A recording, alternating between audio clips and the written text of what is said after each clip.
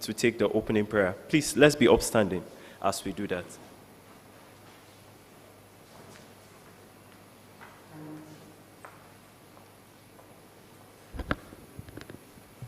All right, let's pray together. Father in heaven, we have come again this morning to appreciate you, to thank you, to acknowledge who you are, the great God of heavens and the earth, the creator of all souls. Lord, we thank you for taking charge of the universe since it was created. And we thank you because you are still firmly in control. Lord, we also want to thank you for giving us the privilege to see a beautiful day like this, which you have made. Already we are rejoicing in it, and we continue to be glad. Lord, we also want to thank you for helping us that eventually this conference is holding today. Thank you, Lord, for all the planning sessions. Thank you for various individuals you have used, Lord, in birthing this idea and making today a reality. Lord, we give you praise, we give you thanks. Thank you, Lord, for Bowen University for giving us this opportunity to showcase this conference today. Lord, we are very grateful.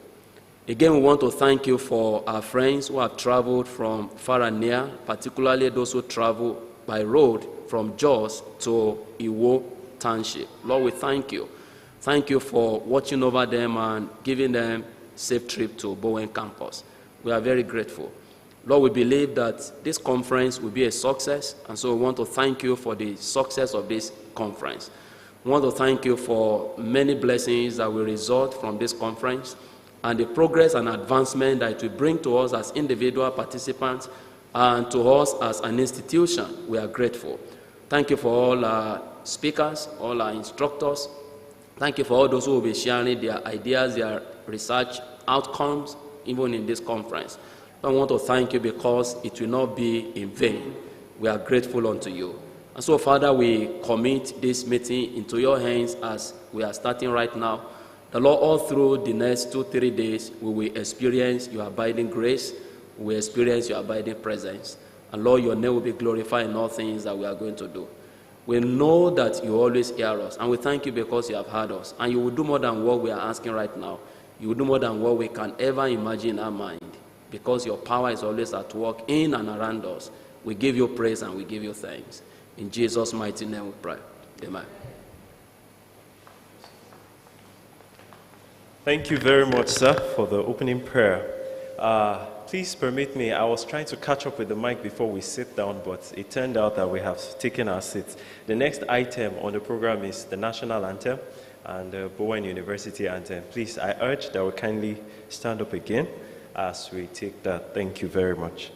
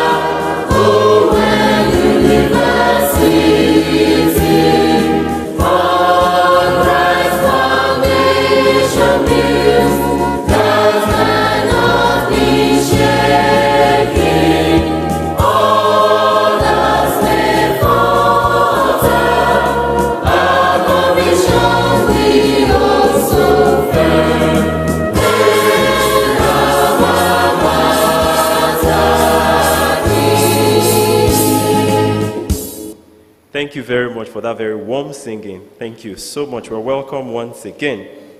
So at this point in time, without further waste of time, and since we've welcomed ourselves and one another in, it's time to move on to the very next item on our program.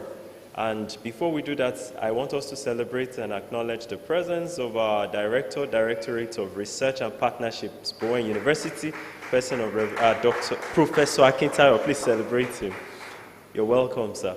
So at this point, I'd like to ask that we welcome upstage for the welcome address the chairman of LOC, in person of Professor Oluwatosin Atobatele. Please celebrate him.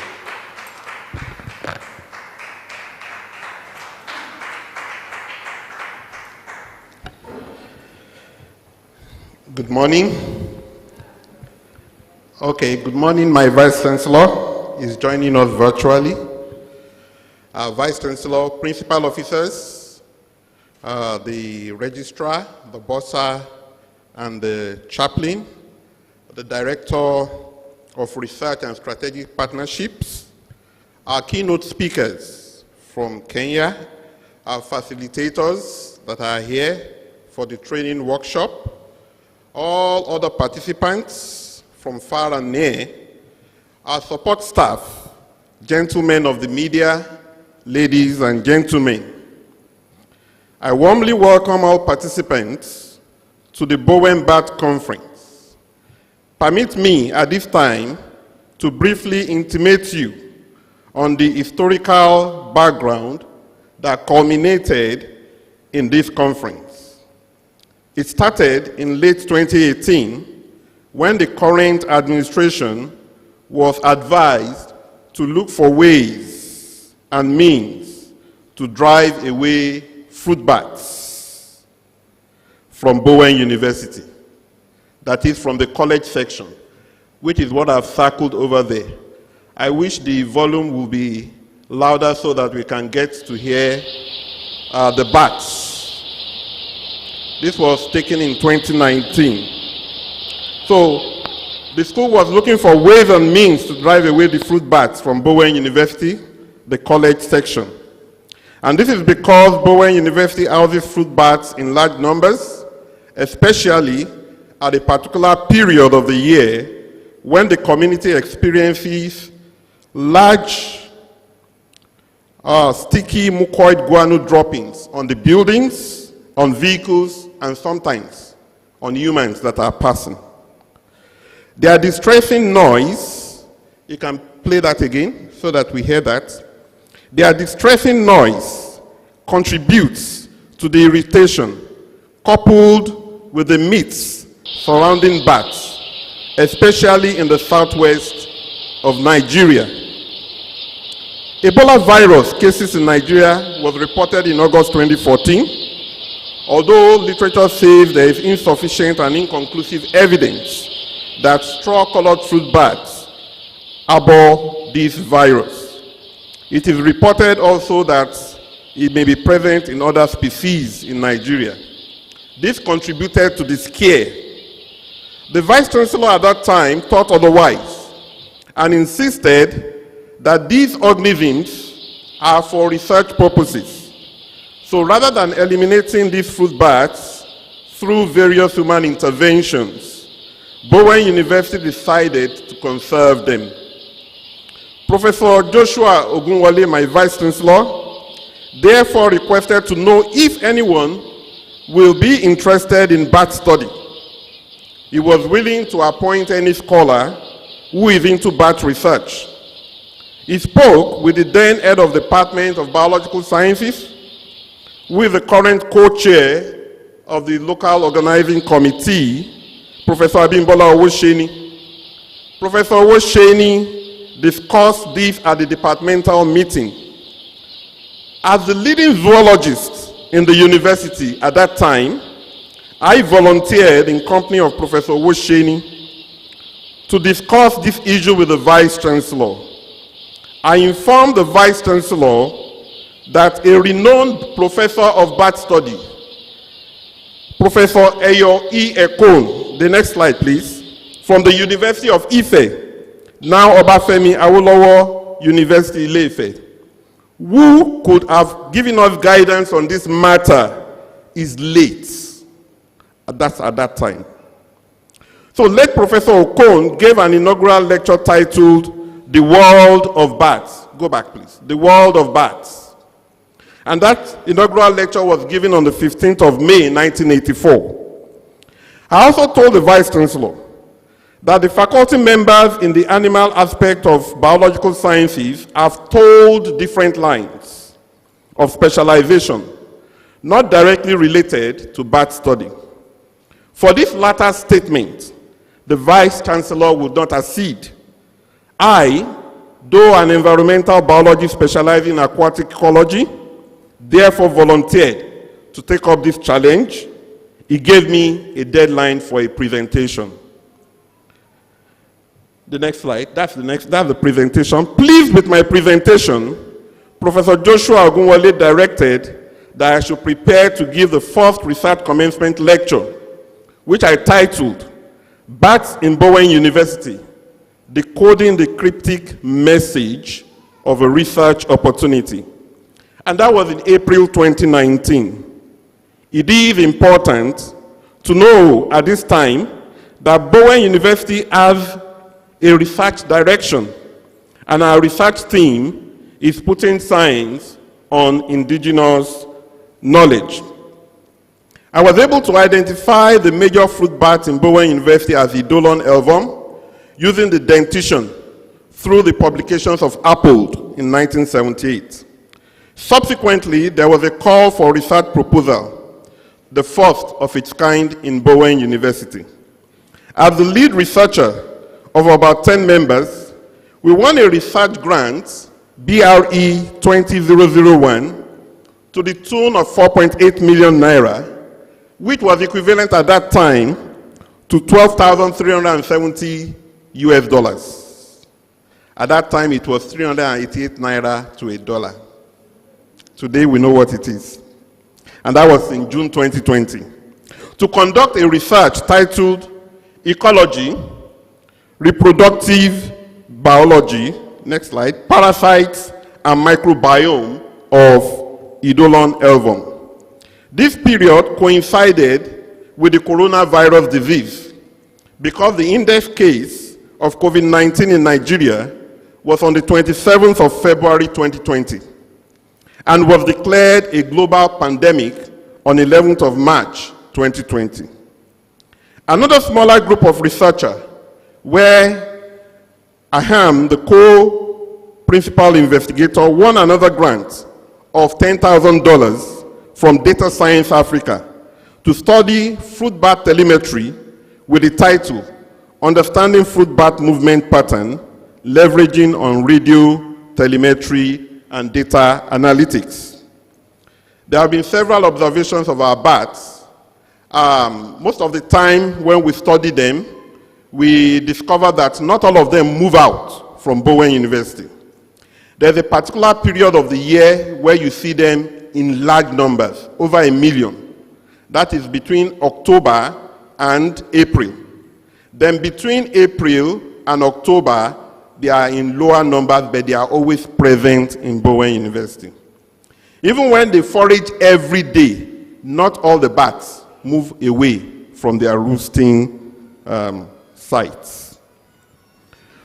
On the 14th of September 2022, through a WhatsApp message, next slide please, the Vice Chancellor requested if we had enough data on bat studies to call for a conference in June or July of this year. Knowing my Vice Chancellor, I decided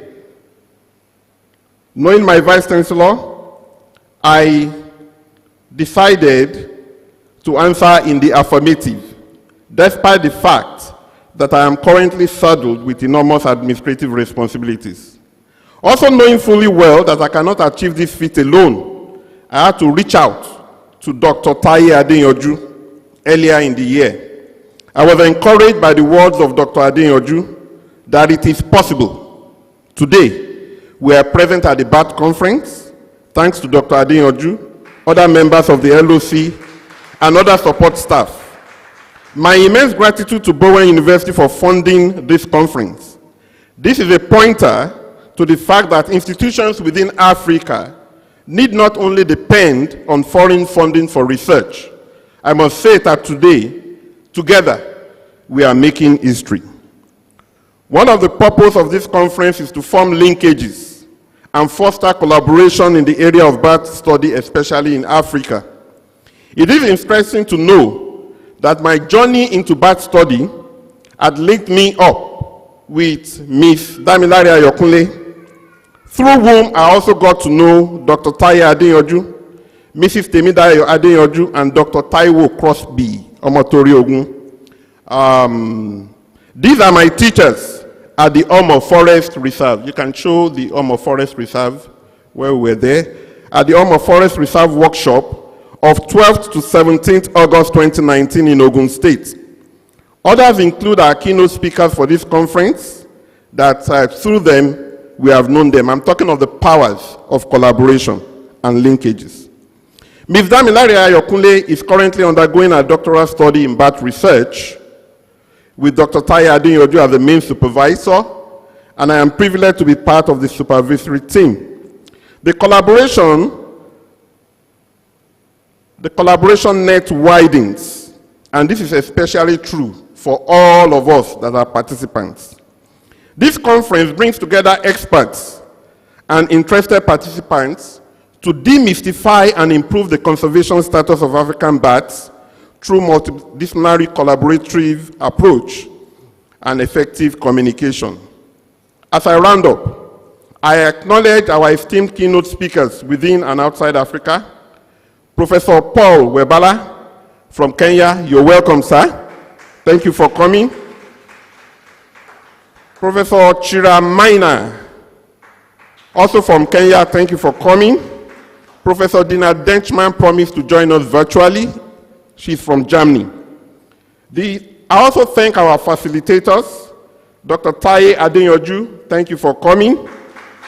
He's from University of Ibadan. And others are coming from Ede. I thank you coming from, some of you have come all the way from Jos, thank you. We also have somebody from Ahmadu Bello University, thank you for coming. Thank you so much.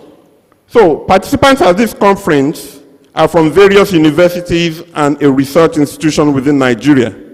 Submitted abstracts also cover a variety of topics about bats in line with the theme and sub-themes of this conference. It permeates science and delves into religion, into sociology, into the arts. Let us all make the most of this opportunity. I wish you all a wonderful experience. Thank you very much.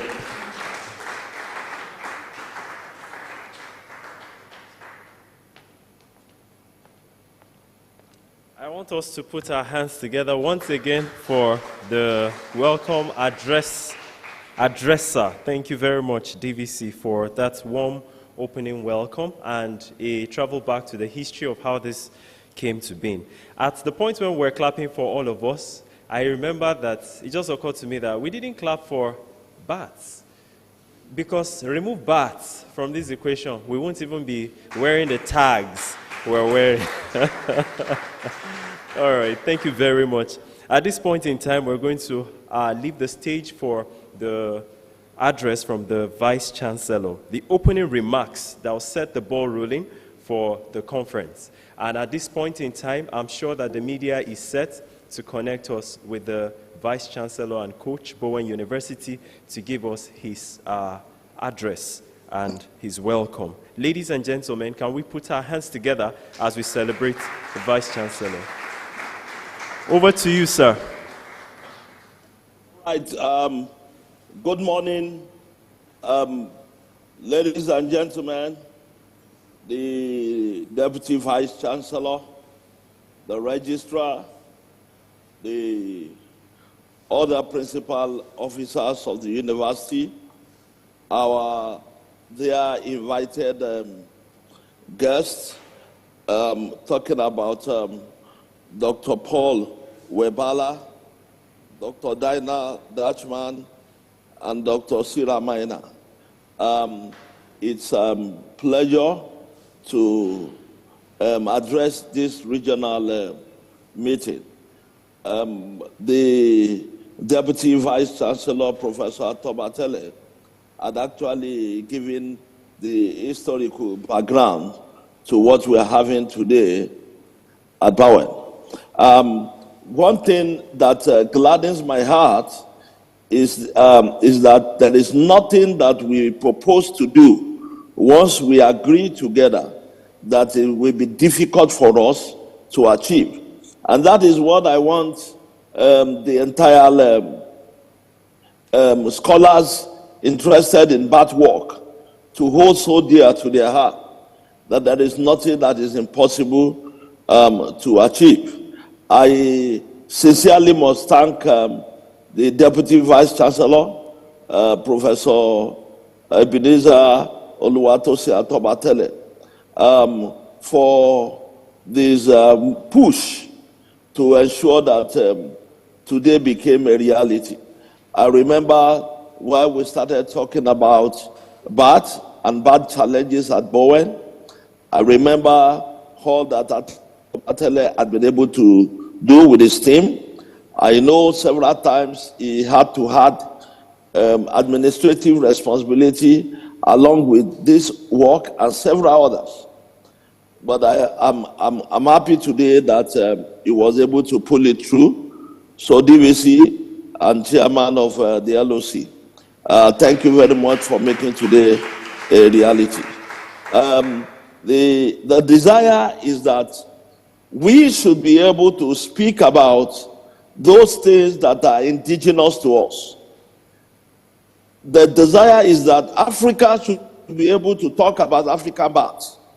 Africa should be able to talk about things that are in Africa.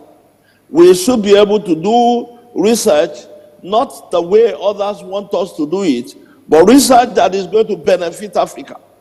And that is why Bowen have decided that this kind of regional bats conference is something that Bowen will support, Bowen will push, and as years go by, we will invite and look for sponsors who will join us, who will buy this idea with us. I want to encourage the organizers that do not bother about the number.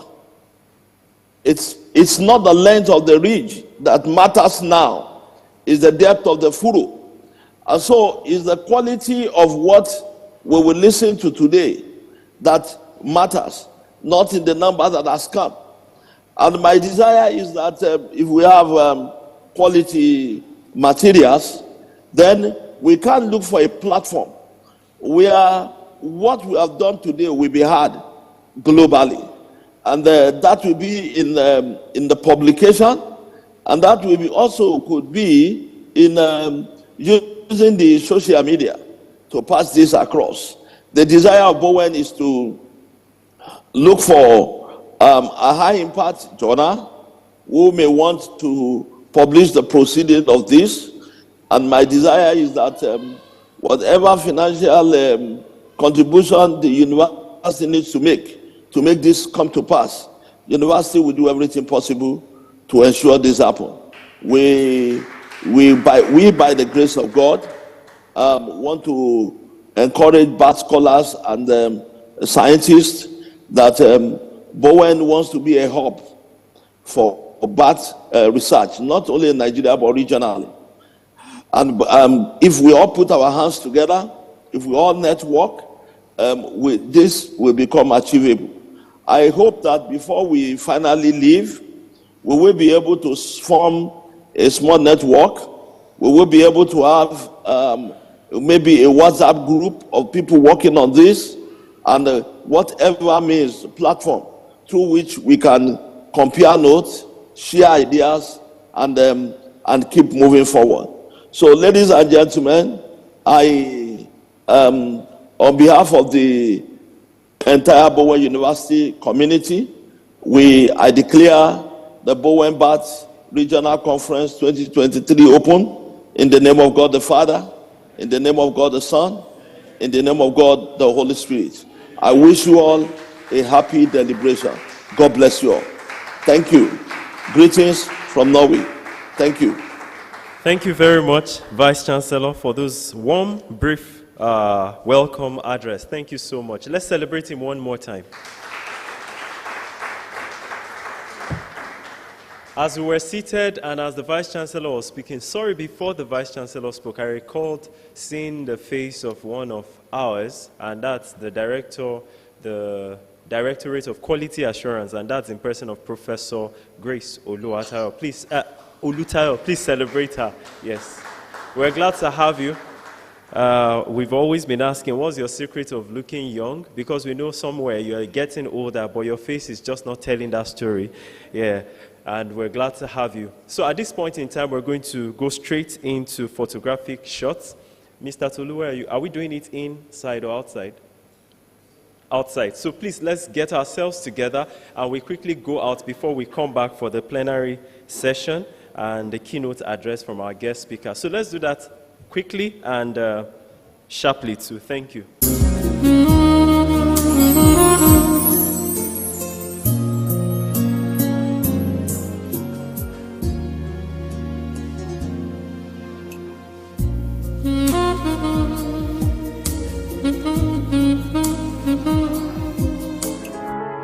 This is for the dreamers, the deep thinkers, the inspired.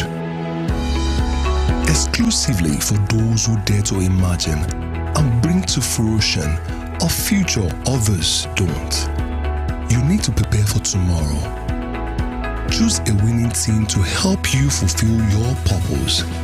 Bowen University, Iwo Osun State. Excellence and godliness.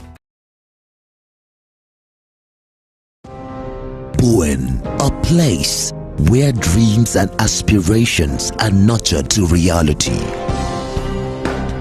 Where every step of the way, experienced educators get you closer to your goals.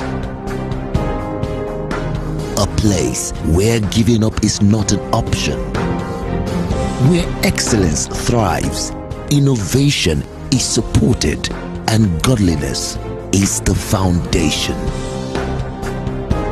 A place where passion is allowed to flourish. Here, you can be a chemistry, accounting, or medical student by day, and a programmer, photographer, or music producer by night. A place where you are free to fulfill your purpose. This is Bowen. I stand out. I will fulfill my purpose. Bowen University. Excellence and godliness.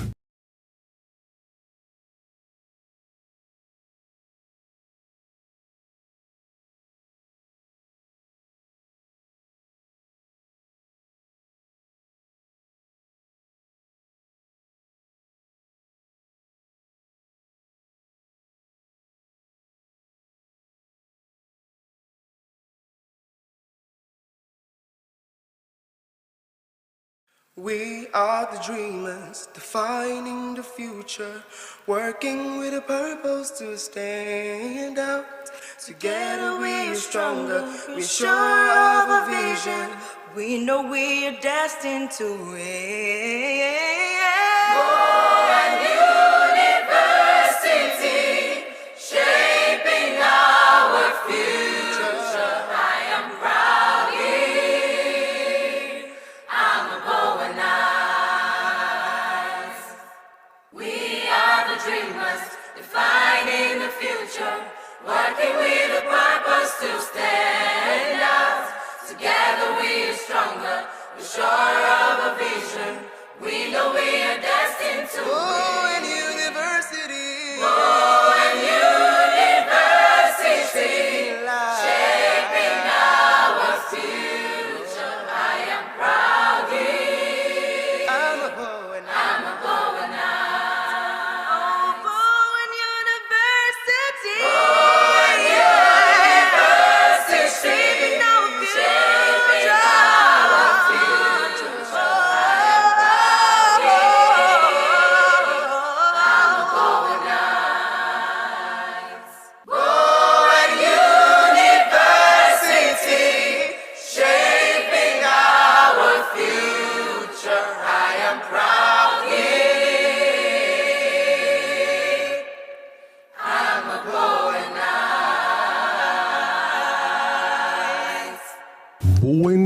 University.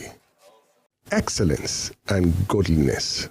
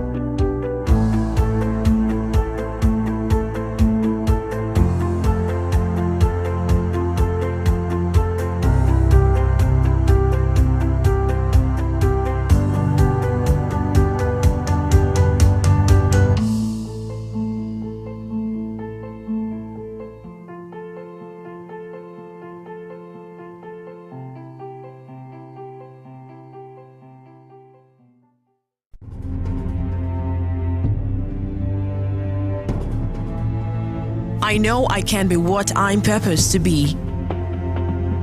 Here at Bowen University, regardless of my major, I am encouraged and equipped from the outset to be an entrepreneur. In addition to Bowen's foundation of godliness, excellence, and leadership, I focus on my vision, work hard, and build effectively on what our exceptional lecturers teach. I've got the Bowen touch. I stand out. I will fulfill my purpose. Bowen University.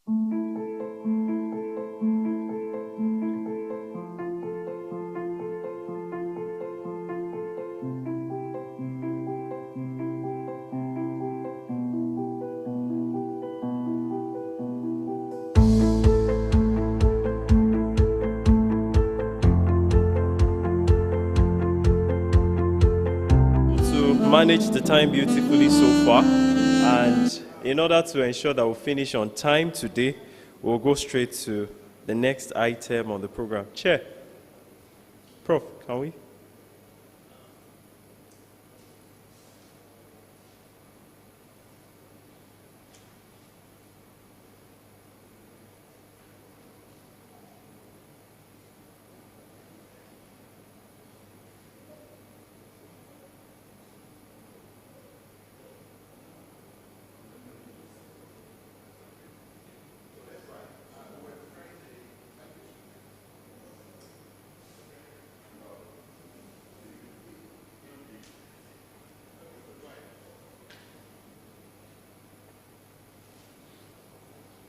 All right, so is Professor Cecilia Akintayo still here? Okay, yes. So please, let's celebrate Professor Cecilia Akintayo. She is the Provost Postgraduate School. Please, let's celebrate her. You know, I heard something. Thank God the registrar is not here. If he was here, I'll be threatened that my salary won't be paid at the end of the month. But he said, if not that Professor Akintayo, that's Professor Akintayo seated there, he happens to be the sweetheart of this damsel sitting here. He said if he didn't come on time, he would have, you know the rest of the story. So I now came from my own generation, standing behind them, saying that I almost wanted to make that same statement on stage one day, that if not that he, or if I was born in that generation, she almost hit me down. I took to my heels while I was here. She's an amazing woman. Once again, let's celebrate her. We're glad to have you, ma. All right, at this point, is the citation now ready? Okay. At this point in time, I want us to join me as we make welcome very warmly for the first plenary session, Professor Paul Webala. Please celebrate him. That is not warm. I'm not hearing the warmth. Thank you very much. You're welcome, sir. Yes. So, good morning, everyone. It's a great honor and privilege to be here at this magnificent University of Bowen. I want to thank the Vice Chancellor of this university. I want to thank the Deputy Vice Chancellor I want to thank the local organizing committee, especially my friend Tai and his wife, Temi, for this opportunity to talk about my favorite animals. Because I study birds, and I've been studying birds for the last almost 20 years. So I have a little bit of experience. And to talk about finances, how to raise funds to do research for this very second largest group of mammals. They are the second largest group of mammals, 25%, almost at least 25% of all mammals are bats. After rodents. Rodents are 40%. So if you talk about lions, you talk about elephants, you talk about those are in the minority. But that's a talk for another day. So when I was given this topic to talk about it, I do have some experience, little experience of fundraising. And I sit on several fundraising committees. I also review grant applications for several donors across the world. So I have some little experience about this. So next slide. Now, conducting research inherently requires funding. And fundraising is a great way of helping this diverse group of mammals and to have fun. Now, what is a grant? It is a mechanism by which a funding institution gives out money to fund research or other activity. It can also fund an execution of program, a program in a university, like a curriculum. You can get a grant to do that. But here we're talking about research. Now, a research grant is also a contract between, move on, next slide. It's a contract between the person who is, or the institution or the person who's giving you money and the grantee, the receiver of the funds. It's an exchange relationship. It's a contract. And the grant is not a gift. It's not charity.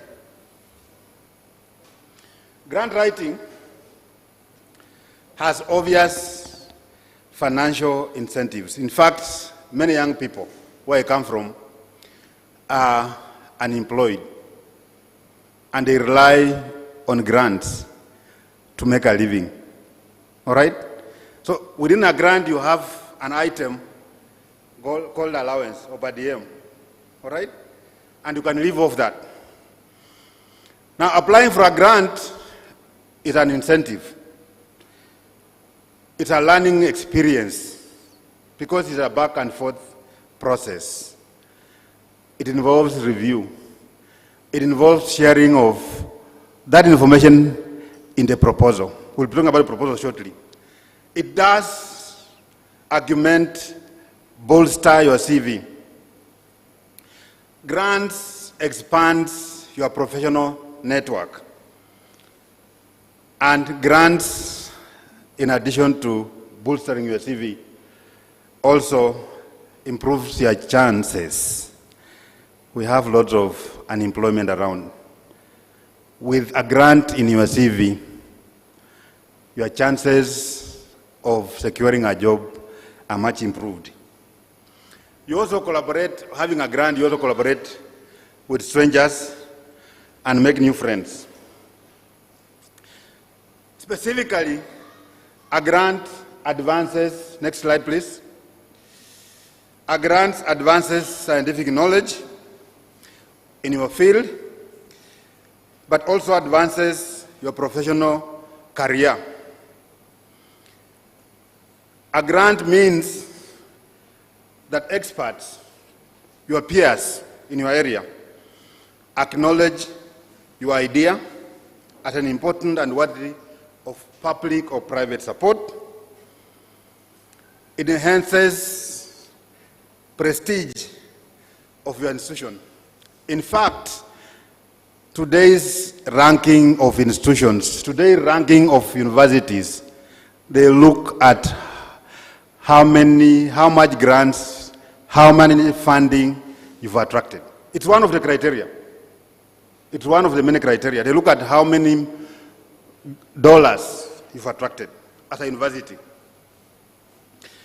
A grant, and I'm very sure here, provides opportunities for supporting lots of assistants, research assistants. We do employ a lot of research assistants, people who have cleared their first degree and they have nowhere to go. And they want to acquire some skills.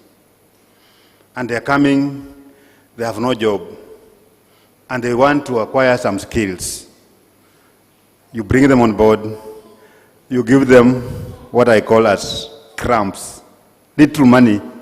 But I appreciate that because they learn a lot of skills that they would otherwise have not learned in class during the undergraduate degree. Now, a grant also, like I said earlier, is an opportunity to support programs within our institutions. I've had funding that has introduced a program at Masai Mara University, where I am. Now, how do you increase chances, and we'll come to this later, but how do you increase chances of securing, next slide please. How do you increase chances of securing research funds? Obviously, a proposal has to be quality, has to be competitive. And a good proposal requires, I repeat, you must read. Reading is mandatory. Reading is indispensable. Reading is necessary for you to develop a good proposal. You must read and consult and talk to people. Your CV. And here, it's crucial. If you are a beginner, a new investigator, you are a young person, your CV is very thin, like an envelope, very thin. But then reviewers will look at your training. And also, the spirit. If you are a young guy out of undergraduate, they will look at, are you be able to volunteer? And most graduate students, most students finish their graduate degree, first degree, and then they go to the village. Volunteership, to be able to volunteer. That adds out of value to your CV. To be able to volunteer and learn skills, even when you're not paid anything. So, your CV is crucial. Publications, we'll talk about this later. Publications. To move forward. So where is it moving forward? Okay. Thank you. Okay. By pointing there. All right, so publications are crucial. As an academic, promotions are dependent on publications. And publications in peer-reviewed journals, not predatory journals. So your CV, your publications are the selling point. If you apply for grants, your publications are probably number one. We'll talk about that. Referees, who do you name as a referee? Before I name you as a referee, I have to know who you are. You may be very big in the university. You might be very senior, but your CV is empty. Apologies for that, because some people are very senior in universities and their CVs are empty. They're very big guys. They sit on chairs and they move like this. All right? But then, such people are not known anywhere besides the university, apart from the university community. So I Google your name, all right? And go for Google Scholar. You can Google mine. Go to Google Scholar and look at how many citations you have. Because sometimes they require 3 referees. But one referee who is an authority in their field, his word is key to that funding. His word alone, because he's an authority, because he's key. So referees who you name as your referee is very important when you apply for these grants. Guidelines of the donor or donors you're applying to are crucial. We'll talk about that shortly. Now, two questions that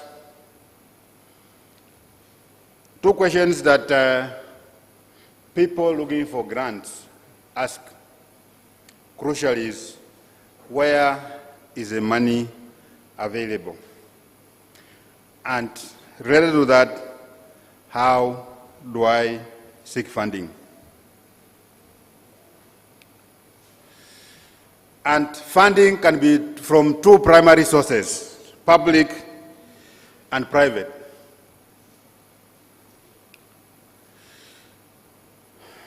So there are several, how do you find funding? There are several sources of funding. Where is the money if you are very rich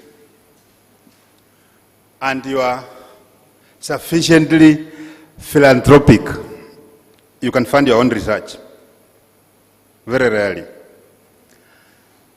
You can also raise funds internally, internal source of funding from faculty, from staff, from the university. Like this conference, I understand, was internally funded. So you can do that. You can also raise funds internally from the university. And some universities have some small percentage out of the annual budget going toward research. Okay? Our university, my university, has 2% going toward research. So staff and students can apply in different categories, can apply to that fund for submitting proposals, and they're evaluated by a committee, and then they're awarded, they win those grants for research. You can also have, this is very common in the US, donors, philanthropists, very rich oil executives, very rich guys. You can get funds from those guys. You can also, and in these cases, sometimes you solicit for those funds face-to-face. Foundations, public charities, and non-profit organizations. Funding can also be found from the national, here in Nigeria, federal government. And here in Nigeria, you also have states. You can also get funding from the state. In Kenya, we have counties. You can also get funding from industry. And you can also fundraise through what is known as crowdsourcing.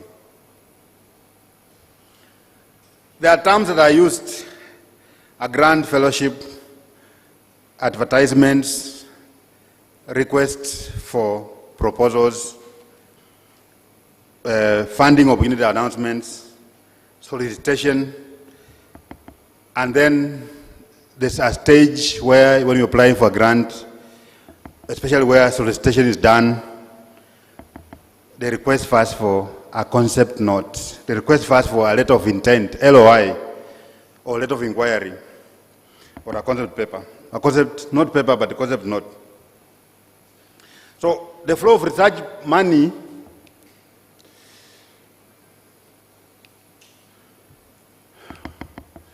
can come from the federal, I talked about this, state, like Kenya. In Kenya we have National Research Fund, which funds research from liberal arts to STEM, from the states, county, from industry, from foundations. And this can fund research institutes, they can fund research teams, but also they can fund individual investigators, PIs. My interest here is the PI. This is where the rubber meets the road, the PI. Now, identifying the right source of funding Sorry.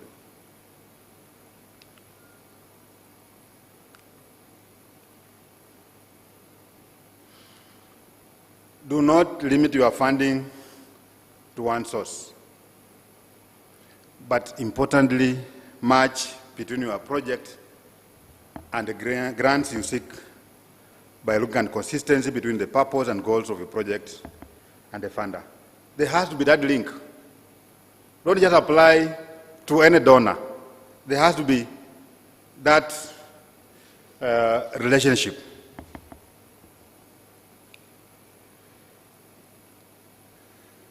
Funding or fundraising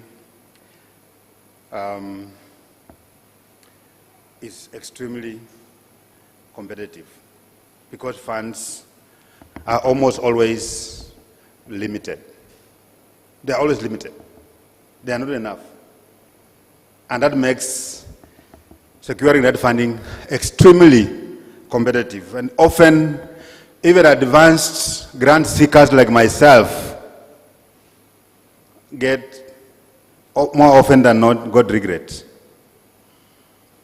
So it's a competitive process where potential projects are evaluated and only the most promising receive funding.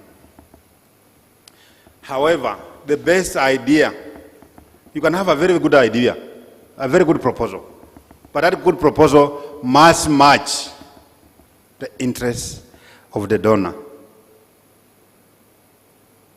It could be a very, very good idea, but you must align that idea to the interests of the donor. However, that doesn't take away the fact that the idea has to remain to be good, the proposal. So while we're talking about BATs here, research is universal. In fact, for BATs, we get often very small grants. So we are talking about here the process. My interest here is about the process of how to secure funding in a scientific way. So how do you, that brings me to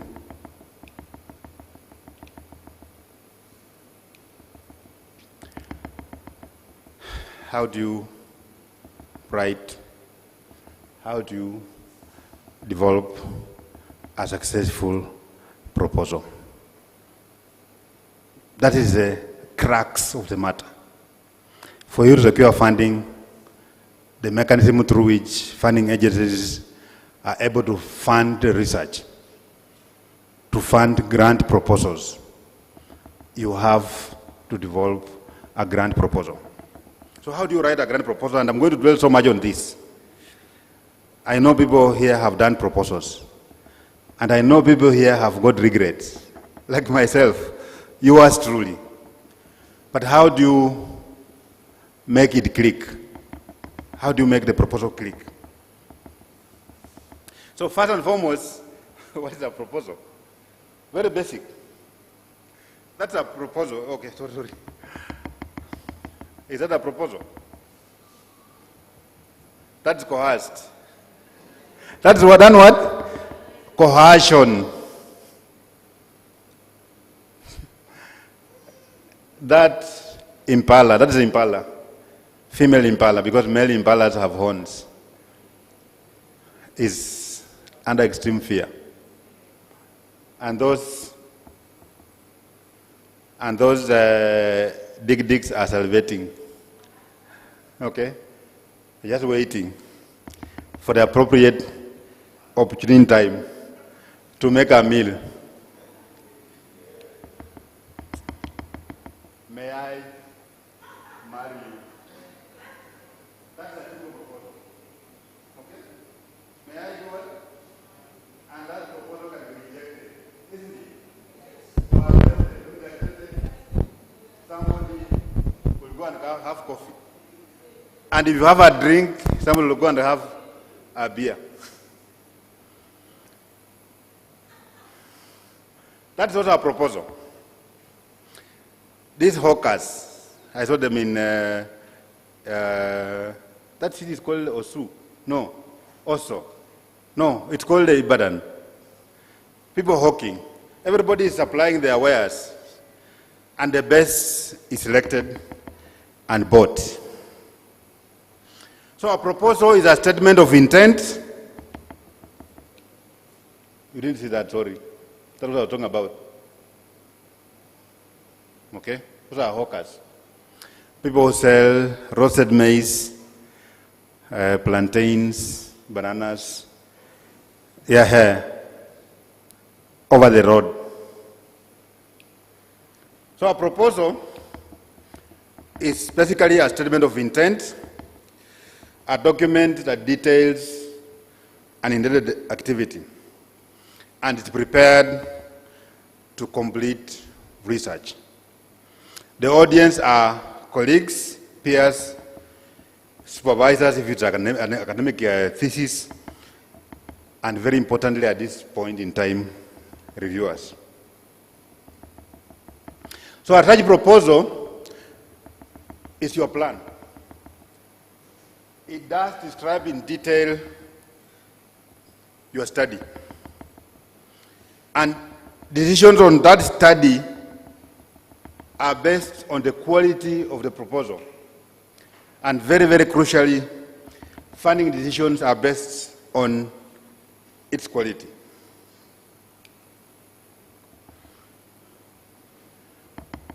So you have come up with a very good idea for a research or conservation project. You now want to implement the project.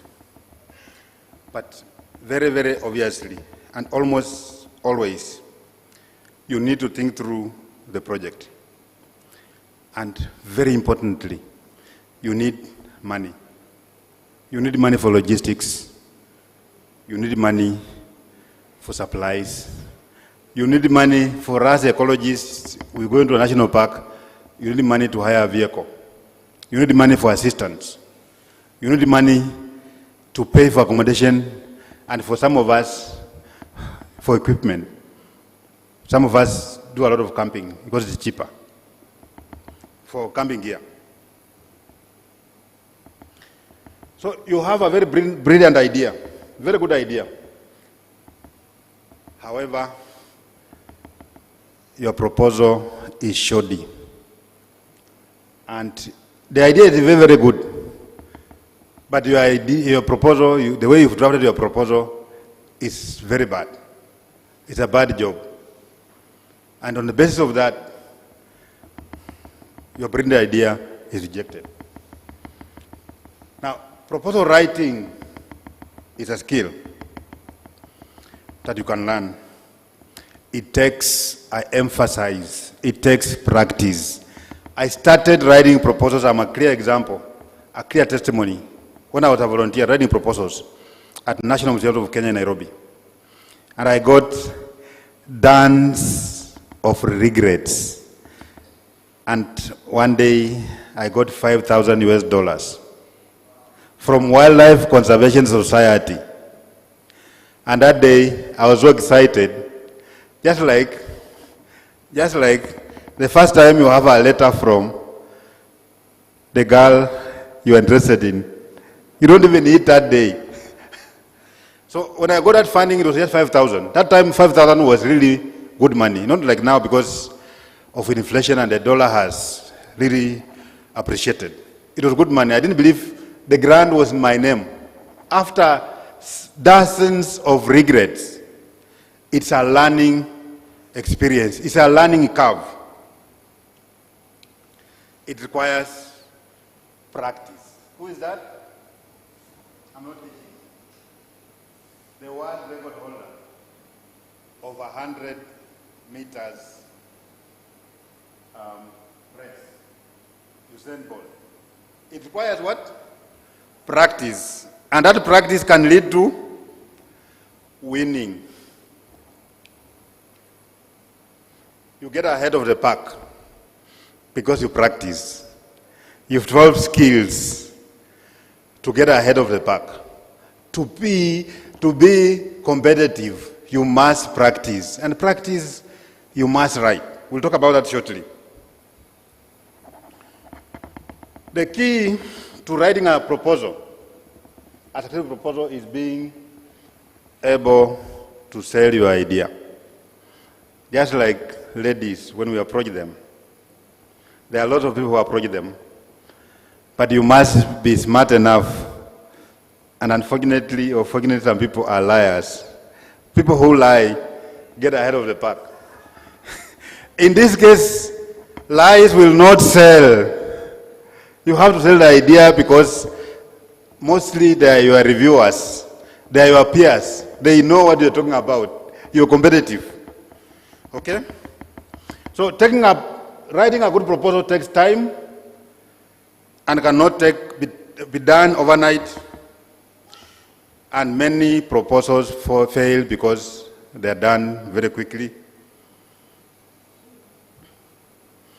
It requires time to prepare, to write, rethink,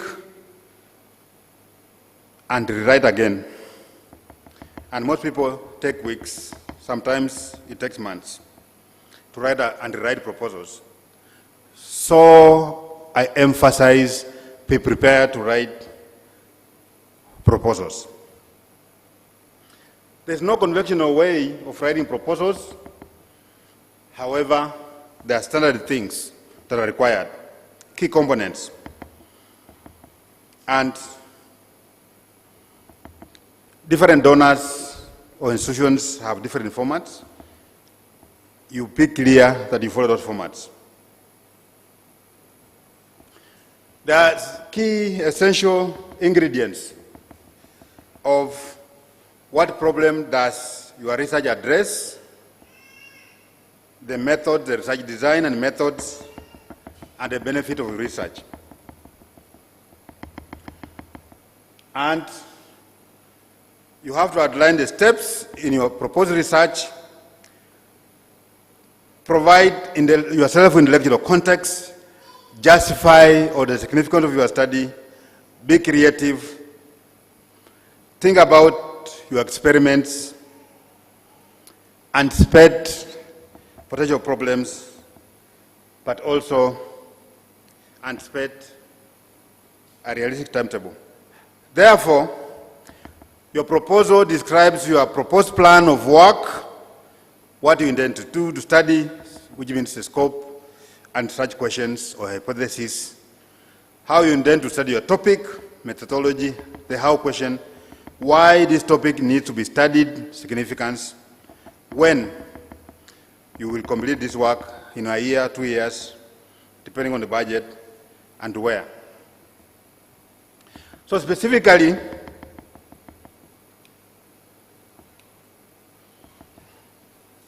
you have to describe the gap in knowledge, the problem that your study seeks to address. Why is the problem important? Review of literature to put your study in context, and a description of how the research findings will be used and disseminated, and how important they are. So how do we compete? I'm moving fast because of time. How do we compete for money? Sometimes you can, in a solicited way, write a proposal, send in your proposal anytime to any donor looking for funding. That's very rare, but sometimes you can do that.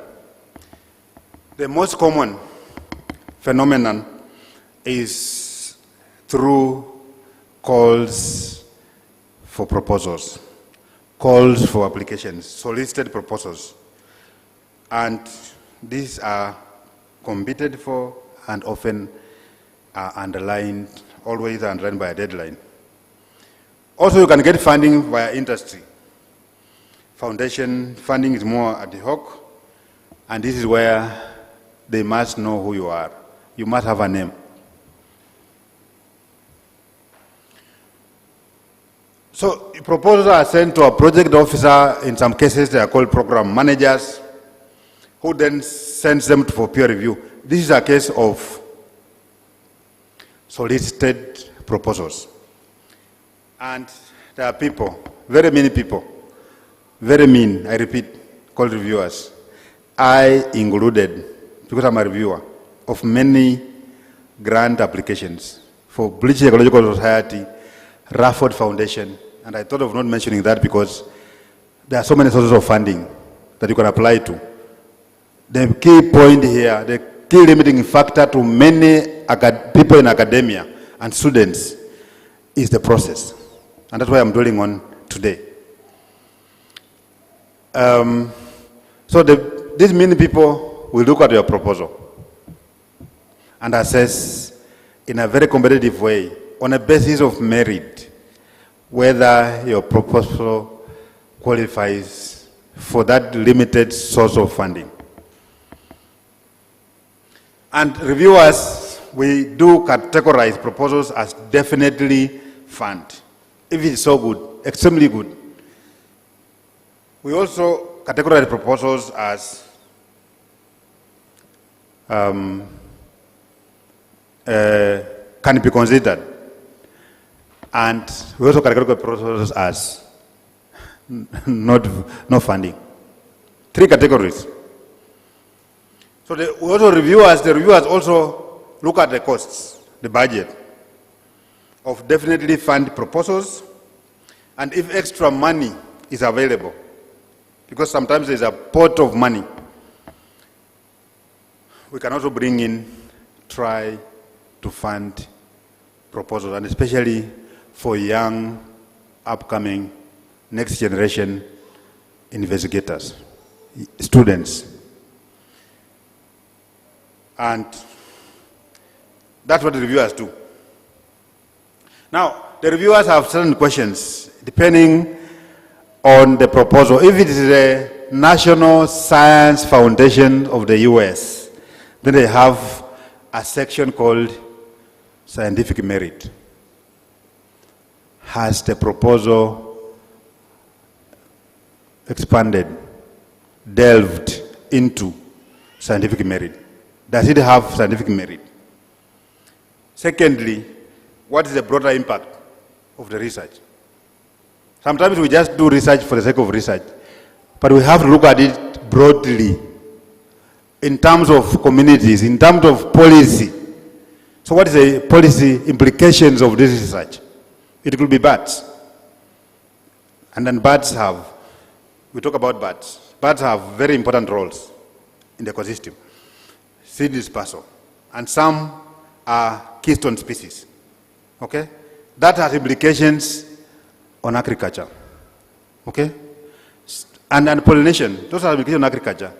Some have implications on public health. All right? Those have implications. So when you're drafting your proposal, include those implications. The broader impact of your proposal, not just looking at seed dispersal, but what does it imply in a broad sense? Is the project doable, feasible, on the basis of the budget and the proposed timelines?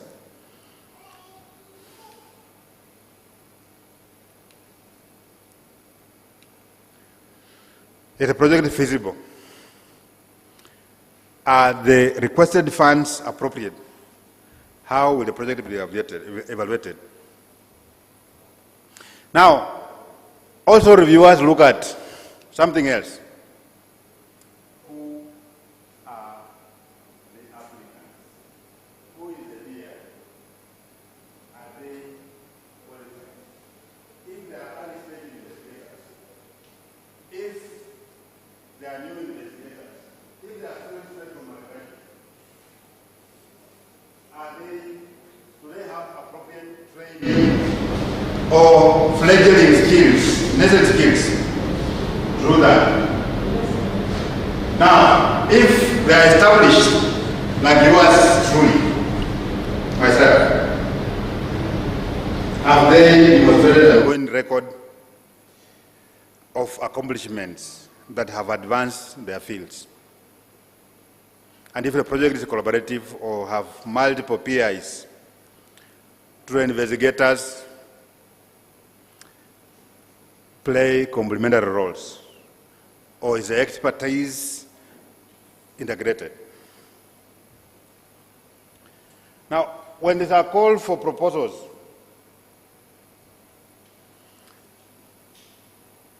this is a call. You must, I repeat, you must read carefully what they're asking for. And your proposal must fit into the program. Often, outside proposals are not funded, are rejected. You must deliver what the program wants. And often, some donors, you may contact the program officer. You must contact the program manager before writing the proposal. Very importantly, and this is for young, upcoming, next generation students, scientists, conservation biologists, researchers, do not be afraid to go it alone.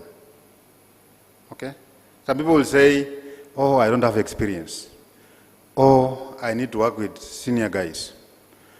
Going it alone gives you the confidence. Going it alone means your budget is low cost. Okay? And if a donor has some additional funds, they may consider if your idea is brilliant. Okay?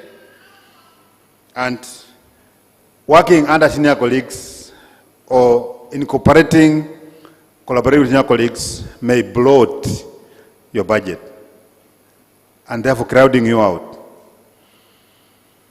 And in any case, senior colleagues may co-opt you as their co-PI, so you gain experience, instead of you co-opting them.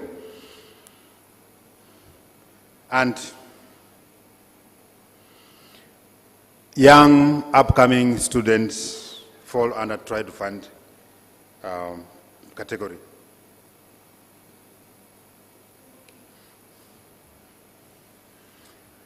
Now, general features for proposals is that you have to have clear, I don't want to emphasize that, clear, itemized objective, a clear vision of what you want to do,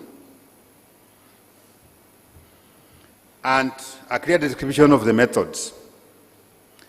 And I want to repeat here, most people are averse to reading. There are no two ways of reading what other people have done. Reading published literature. For you to develop methods of what you're going to do, you have to read. There's no shortcuts. You have to read. And you have to describe very clearly your methods, the tasks that you propose to do. And your proposal has to ooze competence. It has to ooze competence. You need to convince the reviewer that you are the right person, that you know what you're talking about. And I want to dwell on this. Most proposals fail to advertise their accomplishments. I do proposals. I do publications, sorry. I do advertise who I am. That's my main selling point. My CV, my publications. Tell them you've published this, because the best report of our research, if you're in such an institution, is a publication. Advertise your accomplishments, and mainly publications. And show them that you can publish. You can reach out to the national community. Okay? And that is your selling point. And I always give an example. When I applied for my PhD in Australia, I was competitive because I had published how many? 3 publications. 3 how many? Publications after my master's. 3 publications. Because PhD is not about exams. PhD is about research. And the best way of demonstrating that you can do research is by publishing. So advertise publication, especially where scientific merit is required. Like I got funding of $100,000 from USAID peer program, because they looked at my record and they told me so. I had published. Also, do not be afraid to tell them to tie your grant applications to your professional development. How does your proposed work fit into how does your proposed work fit into your large-scale research plans, outreach objectives? Proposals should be intensely personal. Very, very quickly, because I don't have a lot of time, I just want to provide some writing tips, because writing is not easy, of a proposal.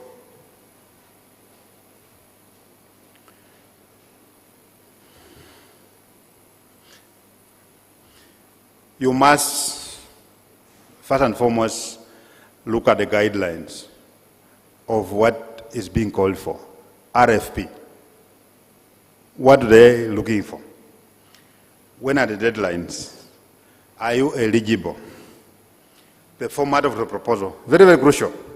Because sometimes, like you're applying for a job, sometimes a secretary, and I'm not demeaning secretaries, a secretary can put away your application on the basis on which you've presented your application for that job.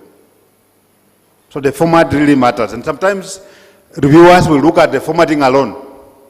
And on the basis of formatting, including grammar, your proposal is rejected. At that level, you don't even send it for review. Review timetable, budgets, and funding goals and priorities. Oh man. I was talking about that. Okay. Also, in addition to that, look at levels in which they are funding, because at different levels sometimes. Look at the evaluation process and criteria, whom to contact, and other requirements. And very importantly, read the guidelines carefully and read them again and again. I repeat, read the guidelines. You may have missed out something. Read the guidelines, because if failure to follow guidelines can lead to rejection. And if you have any questions, ask the program officer or program manager to clarify. This is very, very crucial. Often we lose it. People apply for grants. And coming from Africa, even the West, we need money for research. We fail at the level of failing to follow guidelines. Therefore, it's crucial, critically important, that you read, reread, and reread, reread and reread guidelines. If the funding slots for a proposal is 20 slots, and you have applied 400, it means it is very, very competitive. If you don't follow guidelines at that level, very initial level, you are excluded at that level. So follow the guidelines of what the donor is looking for. Even if it's at the local.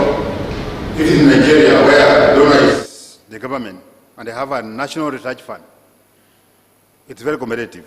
People are applying from Katuna to Port Harcourt or Calabar, all the way on the border with Togo. People are applying. It's very, very competitive. And then you fail to follow the guidelines, your proposal is rejected at that level. It won't be even sent for review.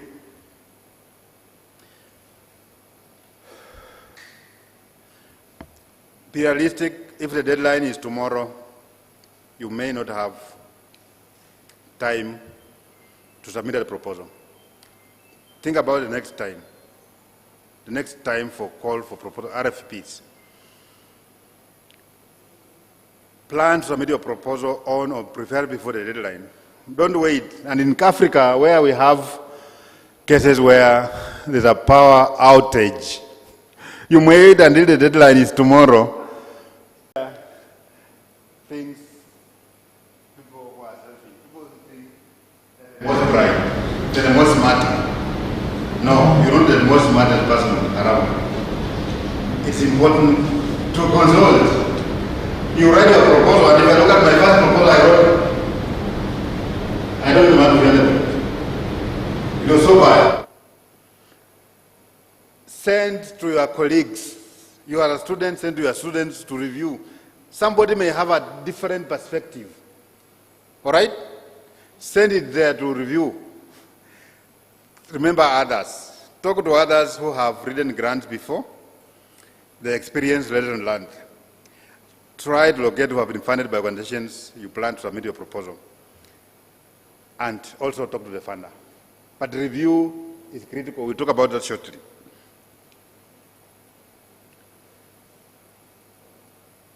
Very importantly, remember your audience. Remember, these mean people will review. I'm also very mean and brutal. Very brutal. I'm very brutal. If your proposal is just like a paper. If your paper is mediocre, I'm sorry. And I just read the abstract. I reject it. Okay? So I'm very mean. So when you're writing a proposal, think about the reviewer.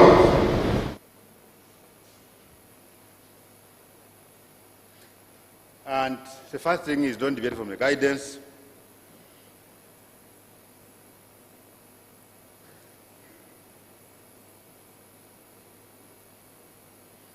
Explain, put in their shoes, explain basic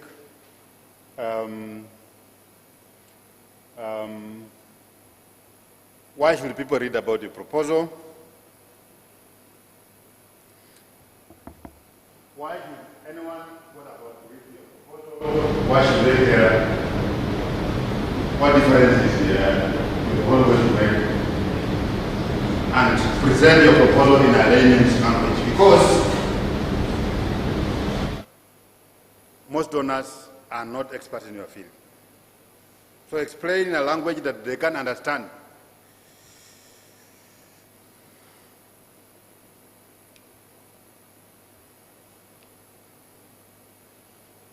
And if you're writing a proposal about bats, show that it impacts really people or target species. Emphasize how collaborative your project is and the outcome, especially what we call as external validity. What are results applicable elsewhere, not internal validity, external validity. And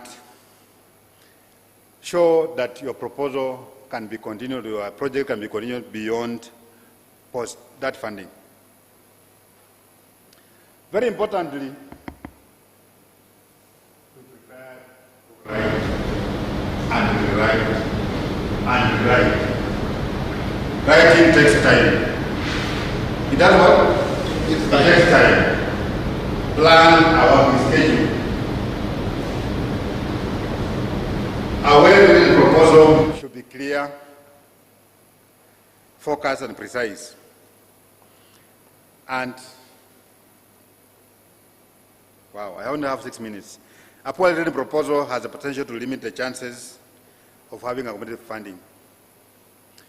So the next stage is allow, when you're writing a proposal, allow for time for review and use an external review.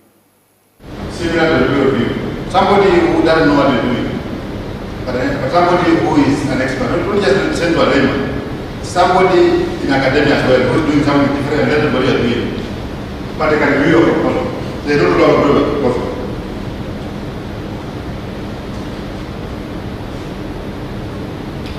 There are general rules to follow.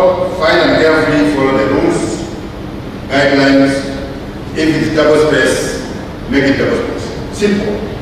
If it says start 5 pages like a paper published, make it 10 pages. If The budget is limited, don't ask for things that are not part of the budget. And allow for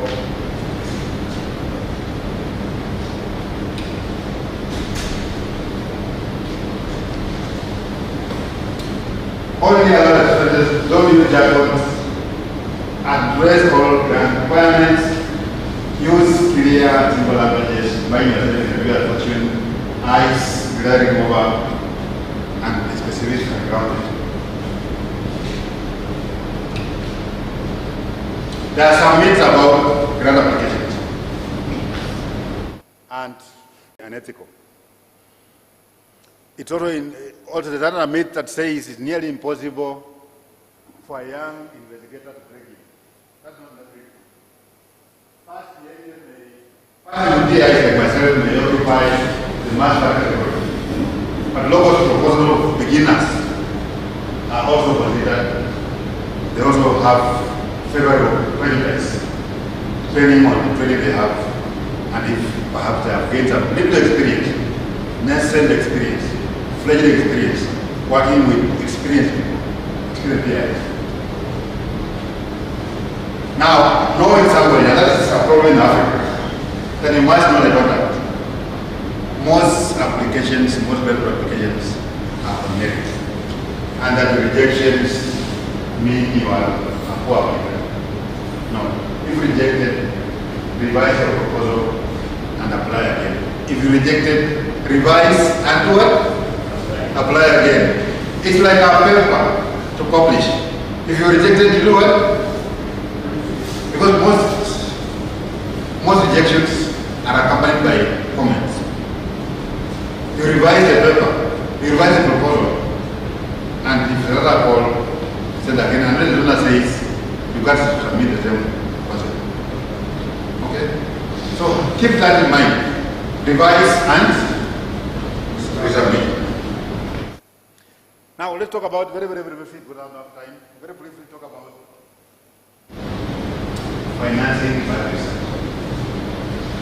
I've talked about financing research in general, because BATs have a very negative public image, and you rarely get donors that will fund BATs per se, or you rarely get donors that will give huge grants to support this diverse group of members.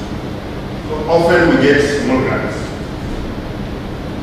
So drive work, and I'm happy to be here. Work with others, okay? Collaborations, networking. And sometimes I'm an ecologist. I also do a bit of systematics. Also embed our projects in larger projects that have big funding. Like now the in the casual is disease, zoonosis, emanating from bats. So hide yourself in that as you do your ecology. I do that often.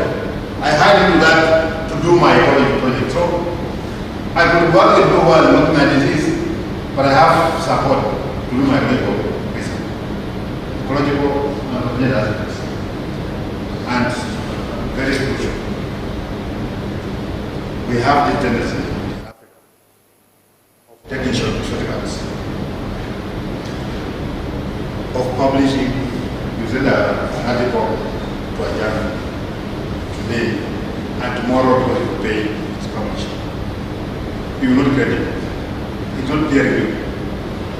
That's not science. That's not credible science. What you are doing is emphasize credible science. Okay. Peer review. If you publish an article, it's published and it's reviewed by peers, and that builds your CV. That builds your name. And you apply for grants. Donors who do not know about you will look at you favorably because you are a critical scientist, because you are contributing to science, because you are contributing to conservation. Critical science. And we apply for grants, and I've had lots of grants. I've applied for grants myself. I'll talk about it before the 6 minutes they allowed, if they're not allowed. I've had donors who do not fund banks as a general rule. However, because of my record as a scientist, I've had big money because in general you get non-grant. No, nothing wrong with starting small, and I started small, $5,000, $10,000. And now I'm in the league of applying for $500,000 because I just got a grant from National Geographic. Yeah. This one here. Where is that? Yeah.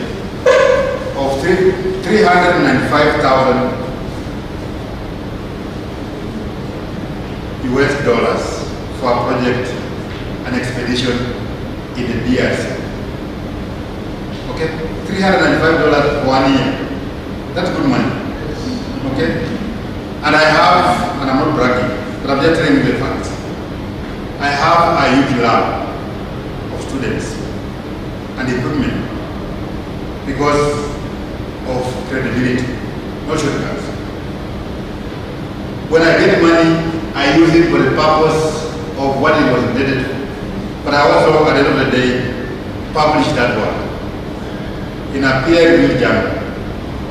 And at the end of the day, people can see that this guy is credible and can do it. And because you publish, they see that this guy is credible and can do credible science.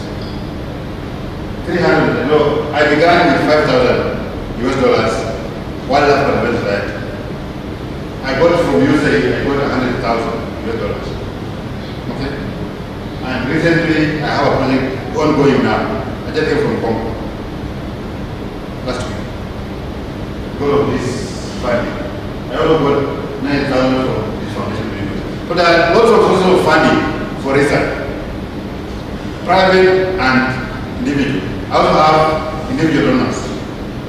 But you have to show that you can produce outputs, credible outputs, and the best applications. Thank you, and I welcome questions.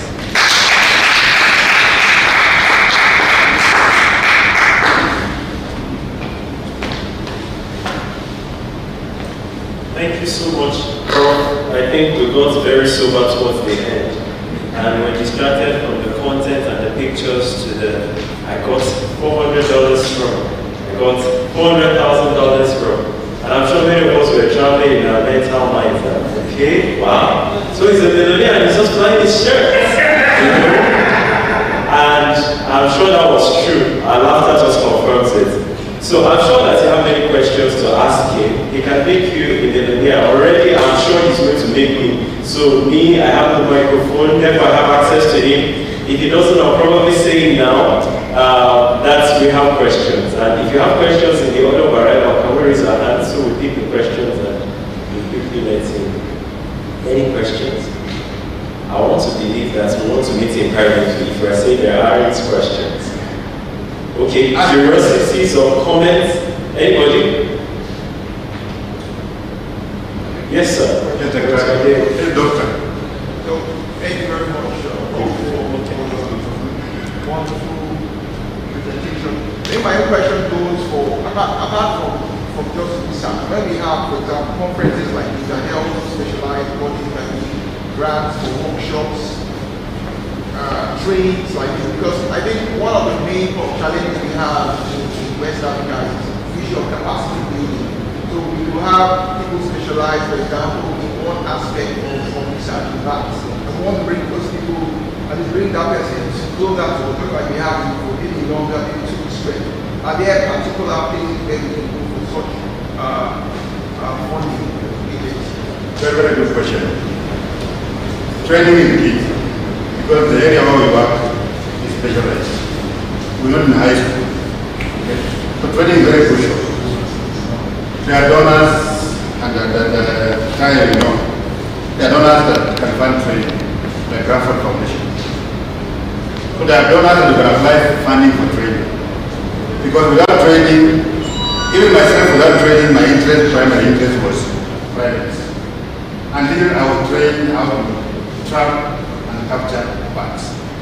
So there are donors that can, and there are a lot of things on online, but I I keep emphasizing, you have to know how to apply for that training fund or grant. So that I don't have like Graphic Foundation, you can apply for running a workshop or training. But training in itself is not sufficient because these are young people who are looking for a living. Okay? You train them, they go back home, and then forward. They go into something else. You find them working things. So training and having them in the area they are trained for. You train for a wildlife student. You train at a wildlife instrument. You train in zoology. Then you are opening a kiosk. That's logical. So keeping those young people in the area where they are trained, you can have a workshop, but at the end of the day, they go back. So having the capacity and having people like you who can bring in assistance, little money, what I call as grants. Those young people are trained in the area in which they are trained for. And there are a lot of dollars who give training grants, travel grants. But you have to know how to do it. You have to have the skills to be able to do that so that you attract that money. Because it's very competitive.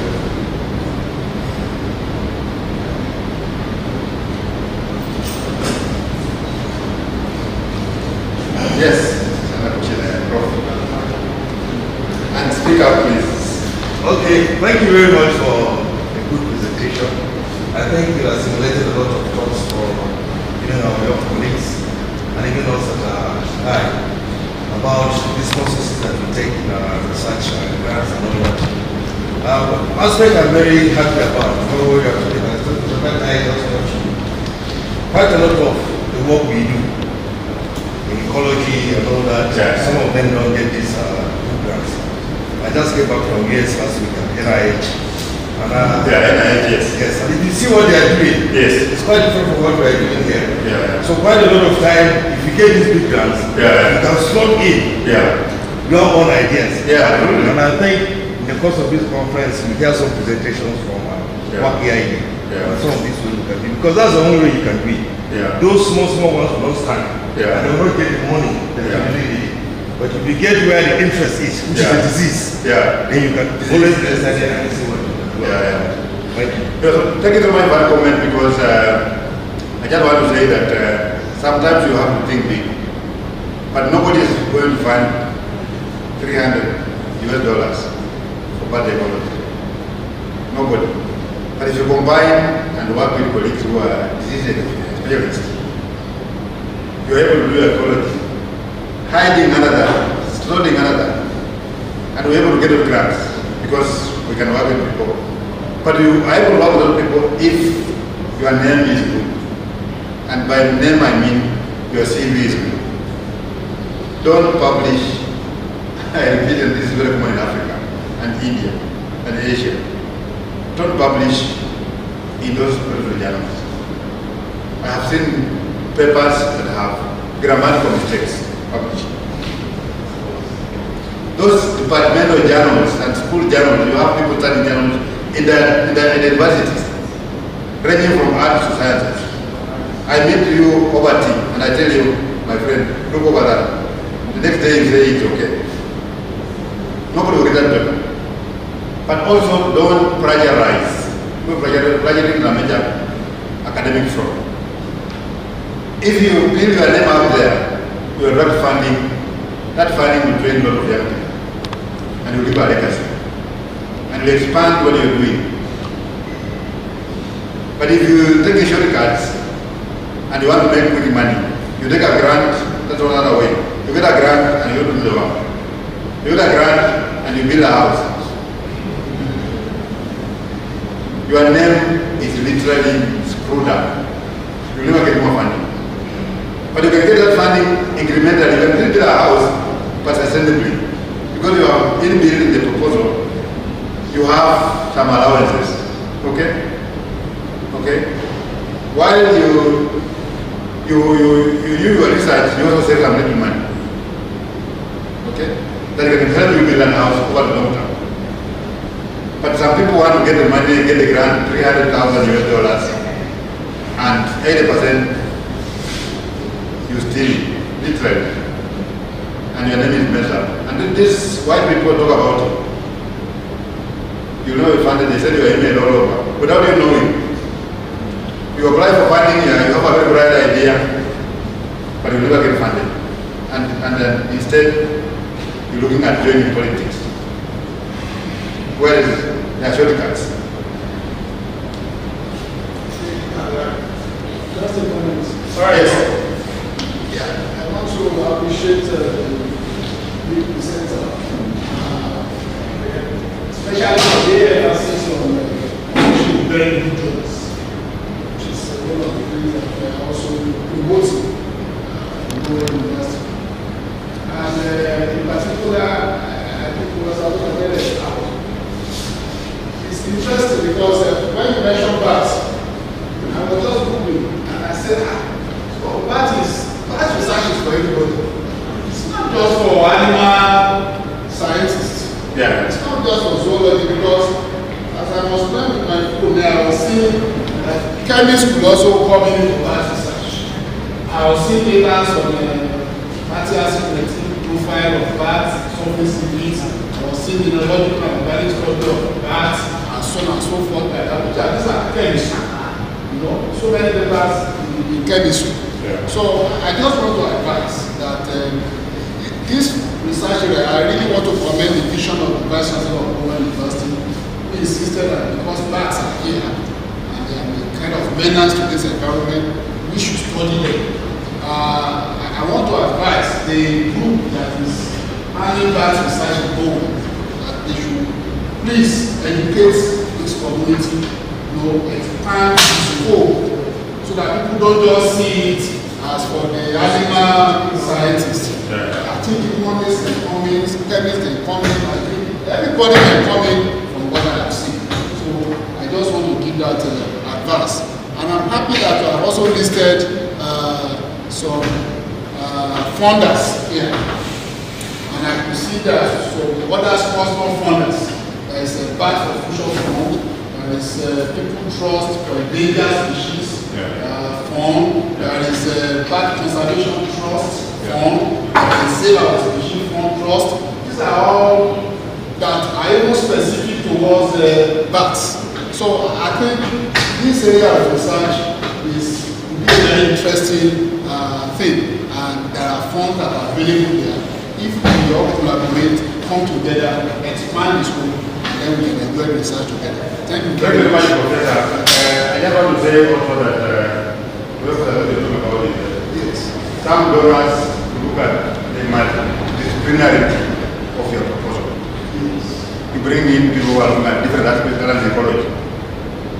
I'm talking about political because everybody defends their area. But if you can bring in other aspects, then that increases the chances of funding. We're so excited to have answer these questions, and I think for those who are very perceptive, this is the most vital segment of his talk. These conversations that just went on, because for those who want to be engaged and involved, a door has been opened. And I think further inquiries can really assist us to articulate our work more clearly. If you have a question, okay, let's take that question before I ask. Thank you very much for the presentation. At least you've been able to tell us about the main reviewers. So now I'm talking on behalf of the young researchers around us, because there's this myth that was not stated. Yes. But usually when we get called for proposals and all of that, there's something at the back of our mind. Especially for the majority of us, is that okay, they have their audience already, they have those they are going to give the money to already. But you've been able to tell us some of the things we have not been writing or doing rightly in our proposal, and I really want to appreciate that. But my question now is, most proposals are going to tell us their the fund limits they have. Right. So would you advise to so you said something about getting our money to be so that we are building on just like you just said, just some community. But then, if we get a proposal, a call for application with maybe like $1,500 funding, what would you advise? Would you advise because like someone like me now, where I'm on my PhD, so what I need might actually be more than what I got. So if I want to even write above that 1,500 years, I can actually justify it. What would you advise now? Would you advise me to write a proposal in line with with the funding limits that was involved in the call for proposal, or I should just, that's just Sometimes, very good question. Beginning is small. If you are a new generation of young scientists, it's important because it builds your career, it builds your skill. However, even when you are doing your PhD with several objectives, you can easily tailor. Nobody will come and wonder that exactly you did what you are doing. You can easily tailor a proposal to include, for example, a community aspect. That is not part of your questions.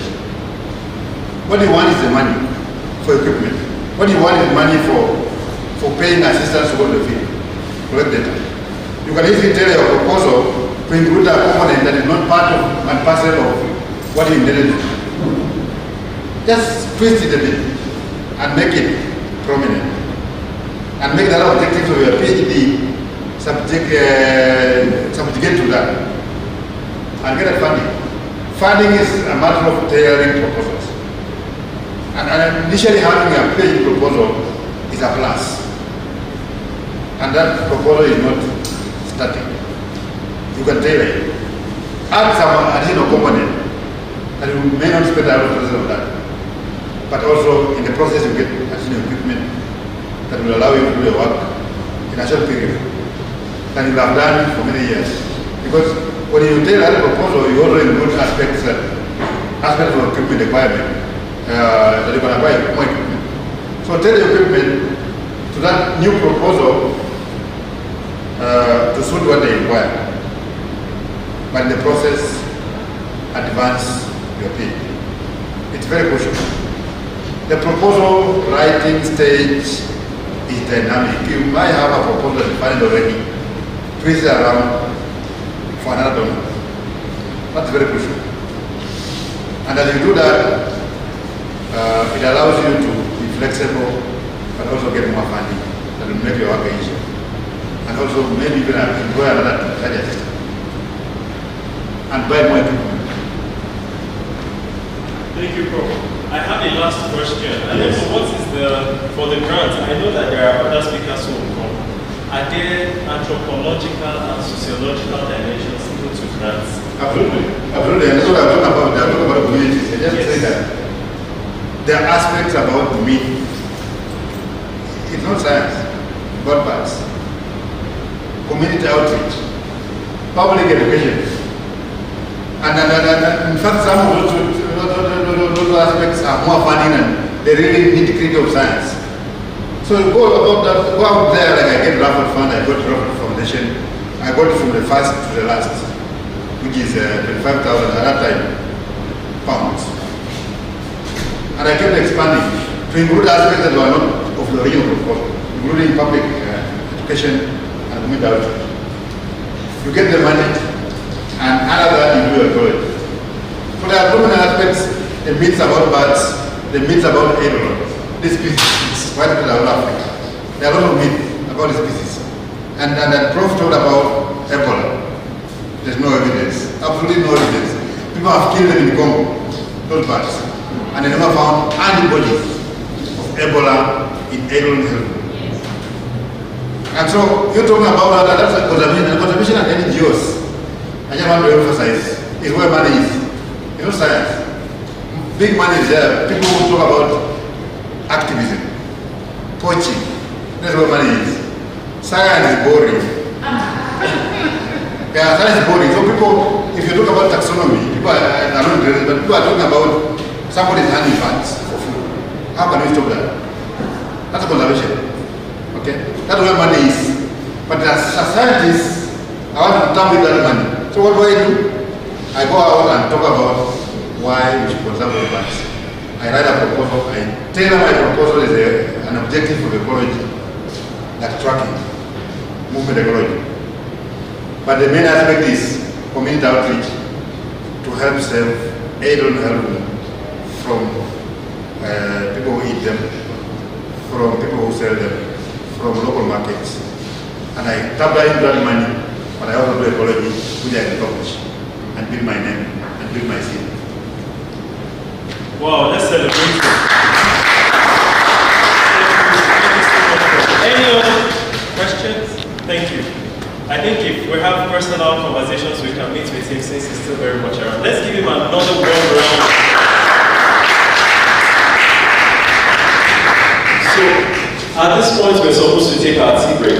And you know, tea break is tea break. But it's like a child who is telling you, when you ask, what do you have for lunch? I had eba. But the child wouldn't tell you, I had eba with terrestrial facilitators or meat facilitators. So that tea is just tea in English. They are facilitators with your tea. Yes. Alright, so we can just feel free to walk around now. And as you take your tea, moments like this may never come again. So let's interact with one another as we gain opportunities. Thank you very much for tarrying this far. Thank you. Let's celebrate ourselves. So we're not doing it. I can tell them I have the microphone and the microphone can be powerful. Yes. Let's do it better. Celebrate yourselves. Thank you. Thank you very much. So let's celebrate. Alright, just celebrate really different. We count 1, 2, 3. Okay. 1, 2, 3. Can we do that? Yes.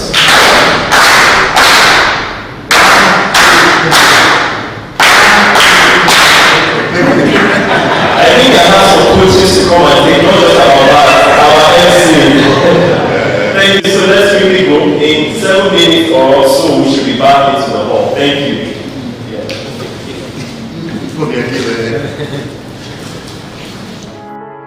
This is for the dreamers, the deep thinkers, the inspired. Exclusively for those who dare to imagine and bring to fruition a future others don't. You need to prepare for tomorrow. Choose a winning team to help you fulfill your purpose. Bowen University, Iwo Osun State. Excellence and godliness.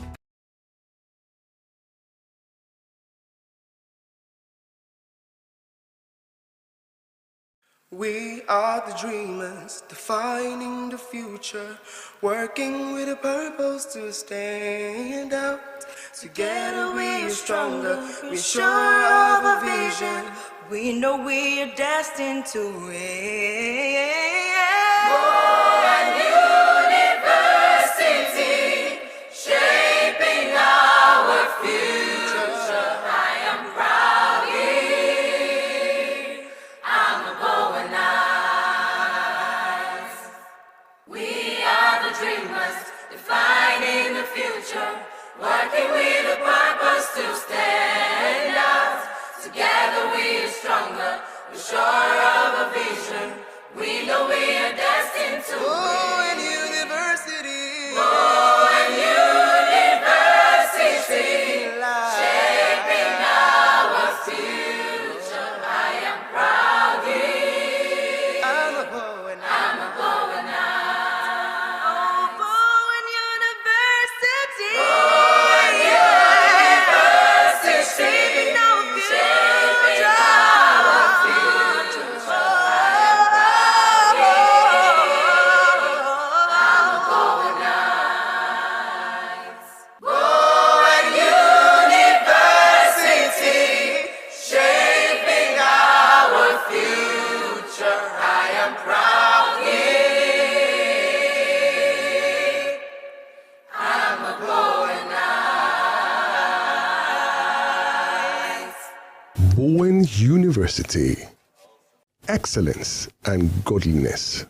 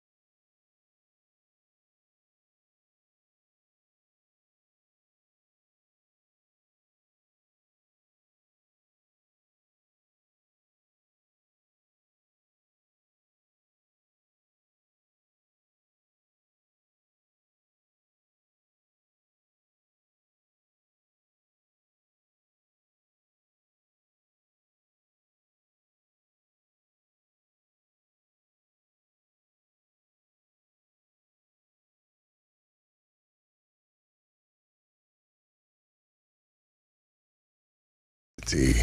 Excellence and godliness.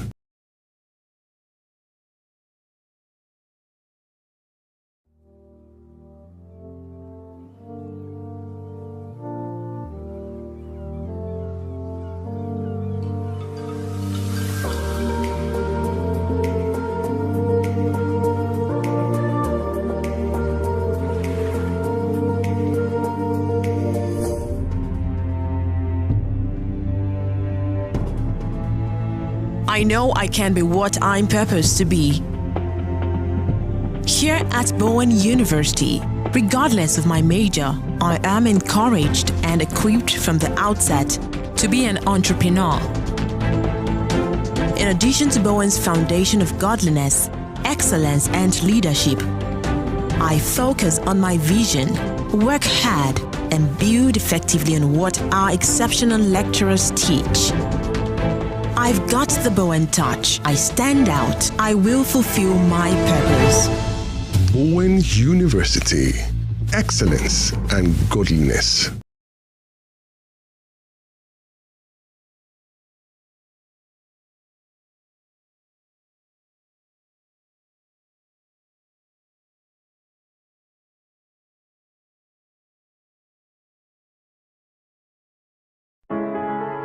This is for the dreamers, the deep thinkers, the inspired.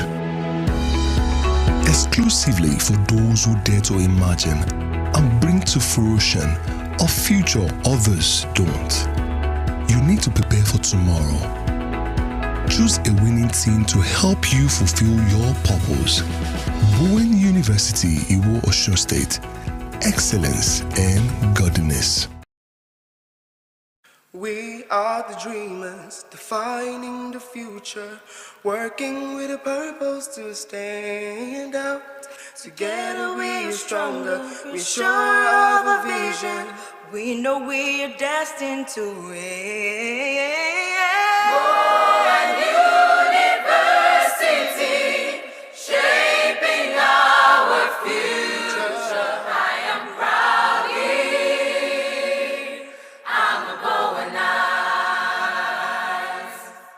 We are the dreamers, defining the future, working with a purpose to stand out. Together we are stronger, we're sure of a vision. We know we are destined to Bowen win. University, Bowen University, shaping our future. I am proud here. I'm a Bowenite. I'm a Bowenite. Oh, Bowen University. Bowen University, Shaping our shaping our future. I am proud here. I'm a Bowenite. Bowen University, shaping our future. I am proud here. I'm a Bowenite. Bowen University. Excellence and godliness.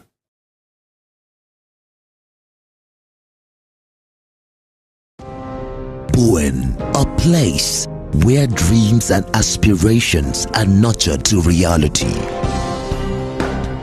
Where every step of the way, experienced educators get you closer to your goals. A place where giving up is not an option. Where excellence thrives, innovation is supported, and godliness is the foundation.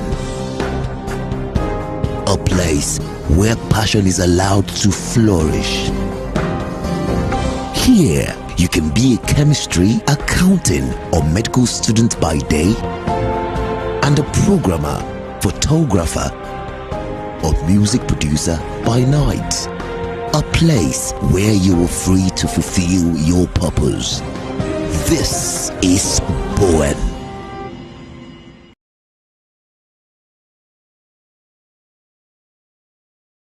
We are the dreamers, defining the future, working with a purpose to stand out. Together we are stronger, we're sure of a vision. We know we are destined to win. Bowen University, shaping our future. I am proud here. I'm a Bowenite. We are the dreamers, defining the future, working with a purpose to stand out. Together we are stronger, we're sure of a vision. We know we are destined to Bowen University, Bowen University, shaping our future. I am proud here. I'm a Bowenite. I'm a Bowenite. Oh, Bowen University. Bowen University, Shaping our shaping our future. I am proud I'm a Bowenite. Bowen University, shaping our future. I am proud here. I'm a Bowenite. Bowen University. Excellence and godliness.